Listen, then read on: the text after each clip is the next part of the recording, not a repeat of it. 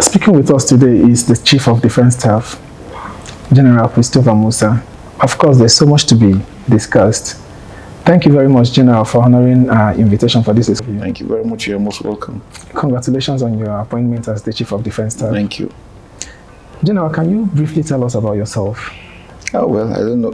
I don't know where to start from, but like you said, my name is General Christopher Gwabin Musa, member of 38 Regular Course, Nigerian Defence Academy. I was born and raised in Sokoto. Attended my primary secondary school in Sokoto, Federal Government College, Sokoto, before I went to the Defence Academy in '86.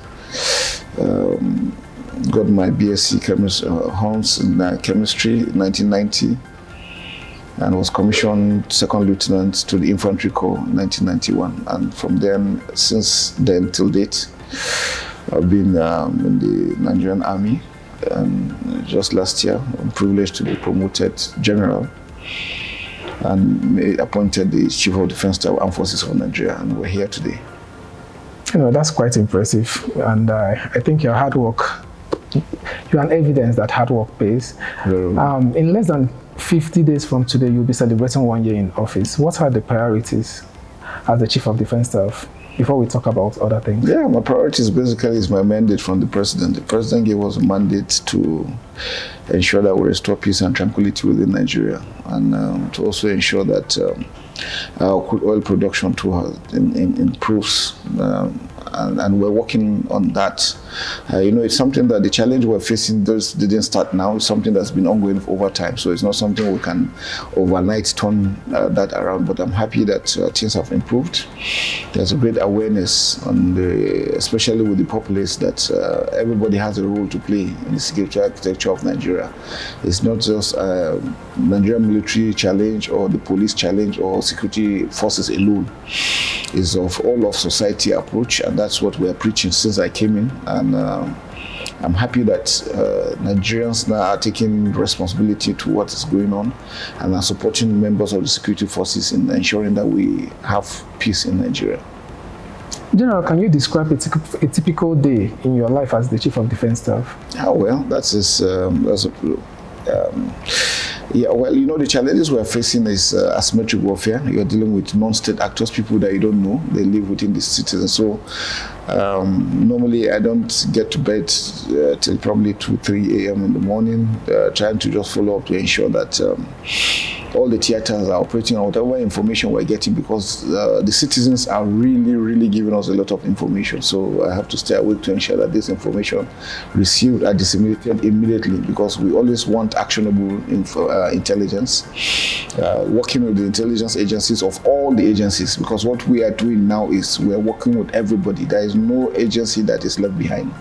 So we, on daily basis, on second by second, we get information on what's going on everywhere. And I have my commanders in the field, I have my service chiefs, so I relate to them. They equally relate to the commanders on ground. Sometimes when it's very urgent, we relate directly to the commander so that action is taken.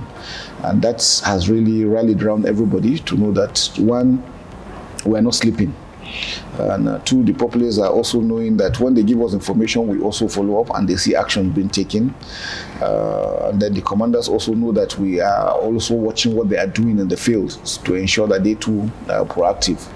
And we don't want a reactive kind of situation. We want people to be proactive. So once we get any information, action is taken immediately. And that's why you see the relative peace we're enjoying now. We're hopeful that as we continue working together, better understanding within the security forces and the citizens, it will continue to get better. General, what are Nigerian primary challenges in terms of security? I think basically arise from poor borders. Our borders are wide open, so a lot of people just come in to just do what they feel like. They have this impression that Nigeria is so rich, and they just want to come in and do that. And then apart from the internal issues we're having of farmer headers clashes, banditry, terrorism, insurgency, the criminal acts and all these things. And like I said, it just didn't start now. It's something that's been on for a very long while. And the will to actually tackle the challenges have been a problem. But now, from the presidency, the president has given a mandate, and you will know that it's not the president that goes to sleep. He's equally awake and seeing what has been done.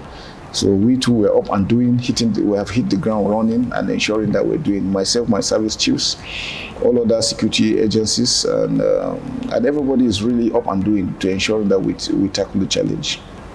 So General, how do you balance the demanding responsibilities of your position and the fulfilling personal life outside your military career? Well, the balance is actually one-sided because you have to put more. Like I said, the challenges we're dealing with is a 24 hours thing. So you find yourself almost every day running around making sure that things are really working well. And the good thing is that we've had the opportunity that since 91 that we've been in the field, we've been operational. So that has really given us a better understanding of the challenges we have on ground. And again, I had the privilege of being the theater commander Operation Hadinka in the Northeast for about 19 months. That actually also gave me a good understanding of what we are dealing with on ground, and that has helped a lot. Rallying around everybody, the troops, security forces, the citizens, everybody putting hands together to make sure that things work well. So General, what personal values or experiences do you draw upon to guide your decision-making process and leadership style? Yeah, considering the challenges we're having as a nation, where people are trying to look at which area, which zone you come from, which state, which religion, and I don't have those. I am privileged to have grown up. I have parents that brought me up looking at myself as a Nigerian, first and foremost as a human being, then as a Nigerian. And so whatever we do, I'm doing it for Nigeria as a whole, not for any section of it.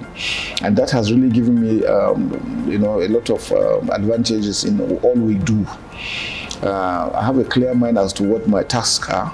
So I don't allow issue of which section, which tribe, which religion to preclude my thoughts. I look at things dispassionately and I deal with them the way they are, like that.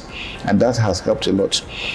So you see everybody rallying around because they know I don't take sides with anybody. I look at issues on ground the way they are and then tackle them. I believe in God wholeheartedly, completely. And I know there's always a judgment day. So whatever I'm doing, if it is behind the curtain, God is also watching. So I'm always guided by that to know that I should be fair to everybody. I should be sincere. I should be impartial, because those are critical aspects. I notice those are areas that have brought in a lot of challenges for Nigerians. When you start taking sides, once you start doing that, then you have issues. Throughout my command, when I started as a junior officer to when I was a battalion commander, brigade commander, sector commander, I came to theater commander, to now I've operated the same. Every Nigerian is my brother, every Nigerian is my sister. It's our responsibility to ensure that Nigeria succeeds. If Nigeria succeeds, we'll all be happy. If it doesn't, we'll all be in trouble. I mean, we're human beings, there are bound to be mistakes.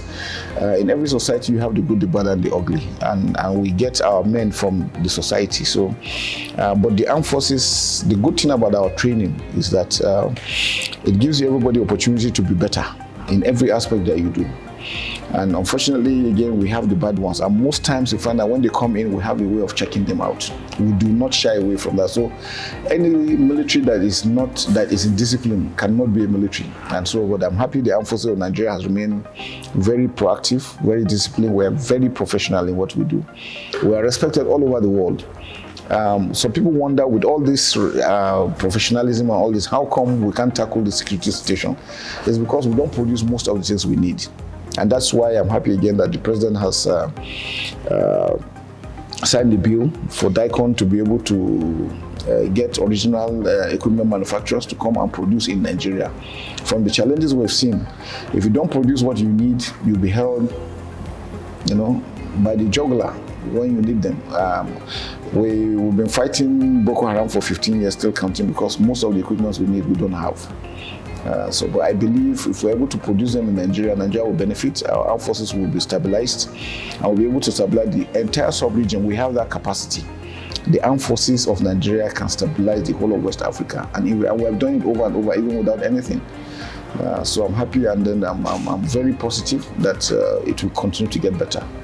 So in what way do you prioritize the mental health and well-being of the service members and their families amidst the challenges of military life? Yeah, I mean, basically what you do is that you try to, I'm a very positive person. In life, that is my life. I like being very positive in whatever situation. There must be challenges. Without challenges, then there can't be human life. Human existence will just be very boring. So realizing that our nature of training makes you understand that there will be challenges, there will be failures. But what do you do when you fail? You don't lie down and you're lamenting. No, you pick yourself up, brace yourself up, prepare, and then move forward. And that's what we do. And that's the kind of concept we've given to our personnel all over the country. During training, we make them to believe in themselves. That even when there are failures just use them as stepping stones to move forward. And that has made a lot of difference. Life itself has not been rosy, so everybody knows what to do when it's true. When life is good and when life is bad. Right, yes, you always know that. You know how to handle your ups and downs. Very well. So how do you envision the role of Nigeria's defense forces in contributing to the regional and international peacekeeping efforts? Yeah, well, like I said, over time, Nigerian armed forces have been everywhere. We've been in Congo, we've been in, during the Second World War, we were in Burma. Our troops did extremely very well, even without nothing. And that was even before independence. We've been in Tanganyika, we've been, so we've done so much, and we'll continue to do well because we've already gathered the experience in what we do. Remember, we're in Liberia. Even when all the world turned its back against Liberia, Nigerians stood by Liberia. We went from Liberia, we went to Sierra Leone. We were able to stabilize Sierra Leone. We did a lot, and presently as we speak, we have our troops in Central African Republic, we have our troops in Gambia, we have our troops in other African countries, assisting them in stabilizing their own security situation. So we have the experience and we'll continue to do that. We'll just continue to improve.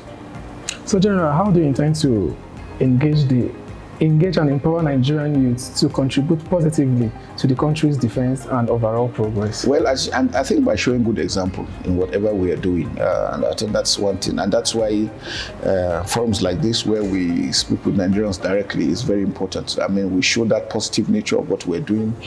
We honor when we default, and they see that we are very sincere, impartial, and committed to our task. And I think that's the spirit we want Nigerian youth to understand, that everything is not about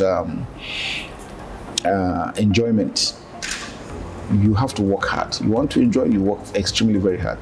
There is no member of the armed forces that you see that has not gone through the rigors of training, and it is not easy for whether soldiers or officers. So these are things we want them to imbibe, that spirit of sportsmanship, dedication, focus and sacrifice. Everybody has a role to play. Everybody has a role to play, to know that life is not a bed of roses. And that's why it's dangerous. When we see people think, you see Yahoo boys, you just want to make quick money. It doesn't last. You go through you do the work, you do the hard work, these things pay, and then they make you a better person, which is very, very important. All right, General, what would you like to point out to conclude this interview? No, just to appreciate members of the press for what you are doing. This is a good opportunity to present ourselves and what we do to Nigerians, let them see all over the world that the armed forces of Nigeria remain very positive. We are diehard Nigerians trying to make sure that Nigeria survive. But we can't do it alone. We need everybody to put hands and to support the Mr. President and the Commander-in-Chief, who has shown leadership in all we do. And for them to understand that we have a great country. God has blessed this country, both humanly and materially. And together, if we put our hands together, Nigeria will continue to grow higher and higher. And for those naysayers that believe nothing good comes out of Nigeria, says just a lot of people want to run away from Nigeria, saying things are hard and you want to go somewhere you think is better.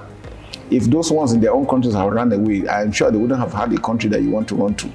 So why not stay here and make your country better? We have almost everything. It's just for us to rally around, love ourselves, and nobody should wish his country bad.